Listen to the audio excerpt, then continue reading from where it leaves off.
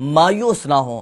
آج انشاءاللہ الکریم ایسا شاندار اور لاجواب آپ کو وظیفہ بتائیں گے کہ انشاءاللہ الکریم رزق کے دروازے آپ کے لیے کھل جائیں گے۔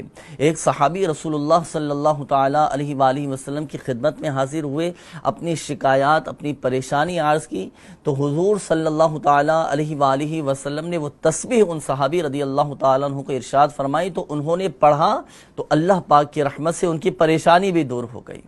وہ تسبیح کیا ہے؟ اس تسبیح کا نام ہے تسبیح ملائکہ، یعنی فرشتوں کی تسبیح۔ اور تسبیح ملائکہ کون سی ہے؟ سبحان اللہ وبحمدہ سبحان اللہ العظیم وبحمدہ استغفر اللہ۔ تو اس کے 3 اوقات ہیں، نماز فجر سے پہلے بھی پڑھی جا سکتی ہے، نماز فجر کے بعد بھی پڑھی جا سکتی ہے، لیکن طلوع شمس سے پہلے پڑھنا ہے، سورج نکلنے سے پہلے یعنی نماز فجر کا وقت ختم ہونے سے پہلے 100 مرتبہ آپ یہ تسبیح ملائکہ پڑھنے کا معمول بنائیے۔ انشاءاللہ الکریم آپ کے رزق میں، آپ کے گھر میں، آپ کی روزی میں حیرت انگیز طور پر برکتیں، وسعتیں، کشادگیاں ہوں گی، اور اللہ نے چاہا تو آپ خود یہ دوسروں کی مدد کرنے والے بن جائیں گے انشاءاللہ عز و جل۔